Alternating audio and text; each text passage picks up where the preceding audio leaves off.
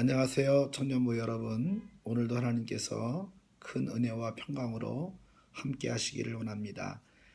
오늘 읽을 말씀은 잠언 30장 1절부터 9절까지의 말씀입니다. 르무엘 왕이 말씀하신 바 곧 그의 어머니가 그를 훈계한 잠언이라. 내 아들아, 내가 무엇을 말하랴? 내 태에서 난 아들아, 내가 무엇을 말하랴? 서원대로 얻은 아들아, 내가 무엇을 말하랴? 내 힘을 여자들에게 쓰지 말며 왕들을 멸망시키는 일을 행하지 말지어다. 르무엘아, 포도주를 마시는 것이 왕들에게 마땅하지 아니하고 왕들에게 마땅하지 아니하며 독주를 찾는 것이 주권자들에게 마땅하지 않도다. 술을 마시다가 법을 잊어버리고 모든 곤고한 자들의 송사를 굽게 할까 두려우니라. 독주는 죽게 된 자에게, 포도주는 마음에 근심하는 자에게 줄지어다.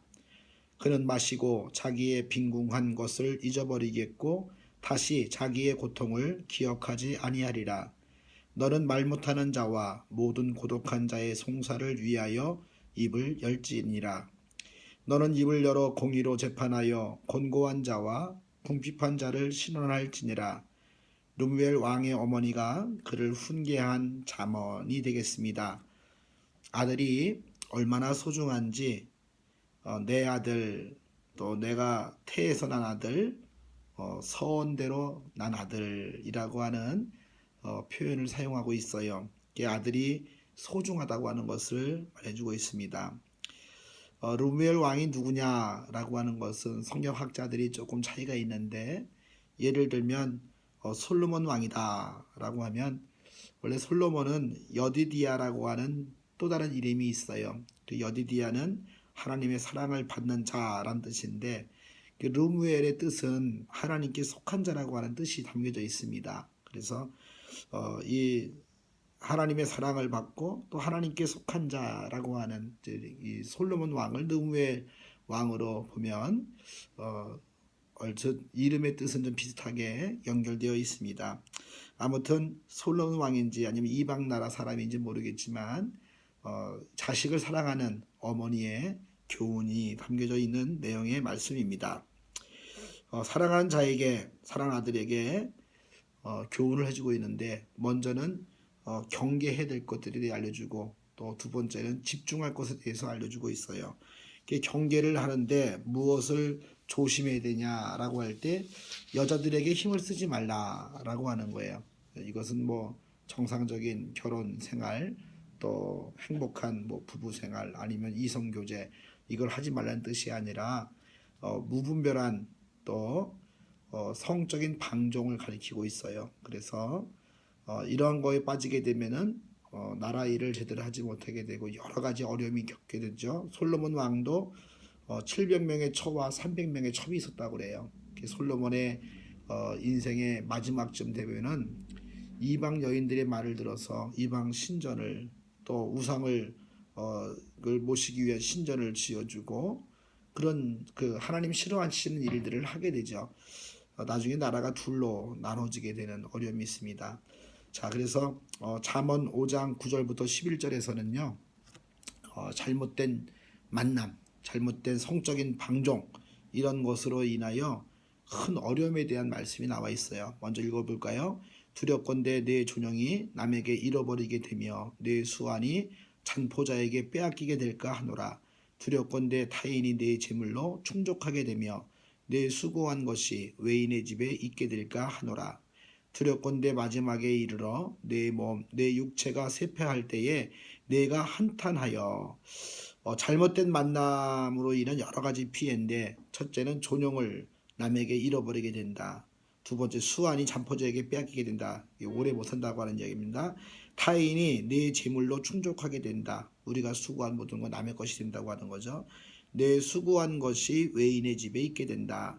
내 육체가 쇠퇴할 때에 한탄한다. 다시 말해서 병들고 돈 잃고 사람 잃고 다 잃고 난 다음에 후회한다라고 하는 거죠. 자, 두 번째 경계하고 있는 내용은 왕들을 멸망시키는 일을 행하지 말라. 예를 들어서 다른 나라 왕이다라고 하면 다른 나라의 왕은 다른 나라를 가리키고 있죠. 왕으로서 다른 왕들을 멸망시킨 일을 행한다고 하는 것은 전쟁을 일삼는 그러한 그 왕이 되는 경우를 말해주고 있습니다. 매일매일 전쟁을 치르되면 많은 국민들이 얼마나 힘들겠어요. 군인이 되어서 때때로 죽기도 하고 또 물자도 공급해야 되고 또 전쟁에서 이기기도 하지만 지기도 하잖아요. 그러니까 얼마나 피곤하겠습니까? 또 이 나라를 위한 어떤 사람들의 행복한 삶이 아니라 다른 사람을 죽이는 무기를 개발한다고 하는 것은 끔찍한 일 중에 하나가 됩니다.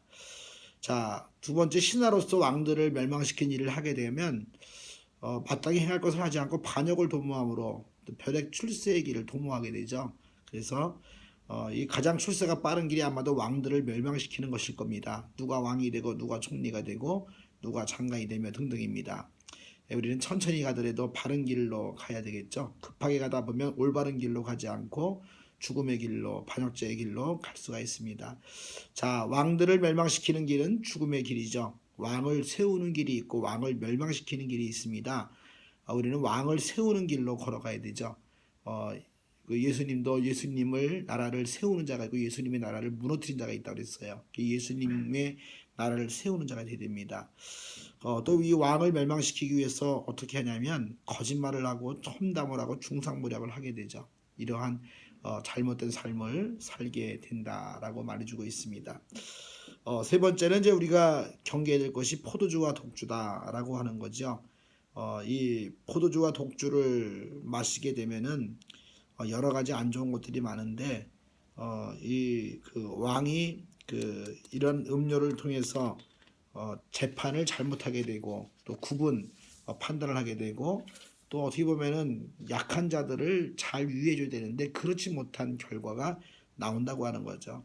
그 에스더서에 보게 되면은 이제 아하수에로 왕이 나옵니다. 그는 하만의 계략에 의해서 하만이 유대인들을 다 죽이려고 해요.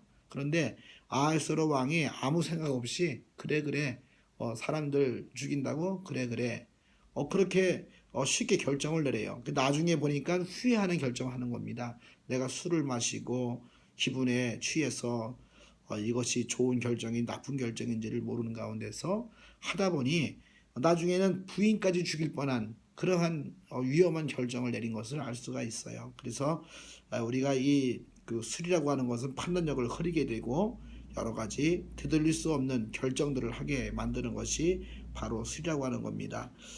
잠언 23장 29절부터 35절에 보면 술에 대한 교훈들이 나와 있는데 여러 가지 이 그 술에 잠긴 자 또 술을 구하러 다니는 자는 어떻게 되는가 봤더니 이게 눈에 괴이한 것이 보이고 헛것이 보인다고 하는 거죠. 또 내 마음은 구부러진 말을 하고 말도 본래의 말이 아닌 다른 말하고 바다 가운데 누운 자 같고 돛대 위에 누운 자 같을 것이다 라고 하면서 사람들이 나를 때려도 아프지 않고 나를 상하게 하여 내게 감각이 없도다. 술로 인한 재앙, 근심, 분쟁, 원망, 까닭없는 창상이 있게 되면 마비된 자와 같이 못 느끼고 깨닫지 못한다고 하는 거죠. 감각이 없어진다고 하는 건 굉장히 무서운 것 중에 하나죠. 사람들은 함께 웃기도 하고 울기도 해야 됩니다. 좋은 것을 보면 기뻐하기도 하고 나쁜 것을 보면 화가 나기도 하고 그런 감각이 있어야 되는 거죠. 그런데 그런 감각을 잃어버리면 얼마나 고통스럽겠어요. 어떤 분이 이제 미각을 잃어버린 분이 있습니다. 음식에 대한 맛을 못 느끼는 거죠. 얼마나 고통스러운지 몰라요. 여러분 감각을 잃어버리는 거 굉장히 위험한 건데 이 술이라고 하는 것이 사람들의 감각을 잃어버린다라고 하는 겁니다.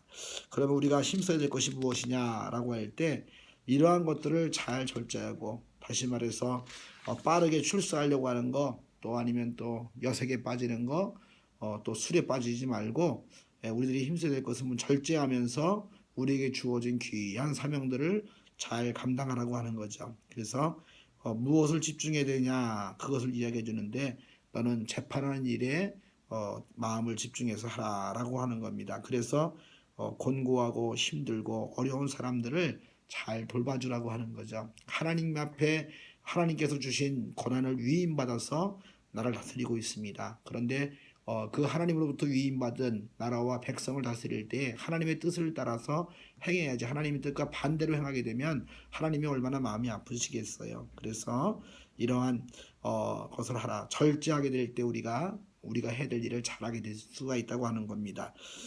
부모님의 가르침, 값진 가르침은 이와 같이 절제할 것을 잘 절제하고 힘쓸 것을 힘쓰라고 하는 교훈을 해주고 있습니다. 우리 청년들도 부모님의 값진 가르침이 있다면 한번 생각해 보면서 특별히 이제 우리의 처지를 알고 어릴 때부터 습관을 알고 또 우리 자신을 오랫동안 지켜보신 분이잖아요. 어머니 아버지가 우리에게 교훈 주는 내용이 있어요. 삼가하라.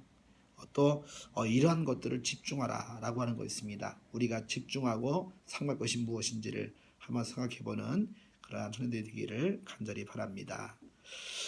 우리 청년들 광고사항이 있는데요. 우리 UCC 콘테스트는 5명의 청년들이 참여한 가운데 끝나게 됐습니다. 김진도, 김진석, 송혜찬, 김다선, 유지연 청년들이 참여하게 되었고요.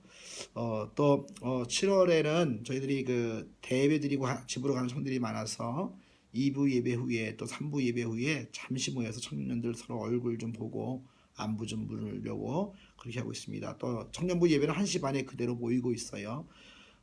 또 우리 청년들이 부모님이 아픈 청년도 있고 또 공부하는 이들 자격증을 위해 준비하는 이들도 있고 취업하려고 하는 이들도 있습니다. 직장 생활하고 또 군생활 중에 있는 청년들도 있는데 모두 다 위해서 기도해 주셔서 우리 청년 때에 하나님의 선하신 은혜 가운데 기쁨으로 살아갈 수 있도록 위해서 기도해 주시기를 부탁을 드리겠습니다.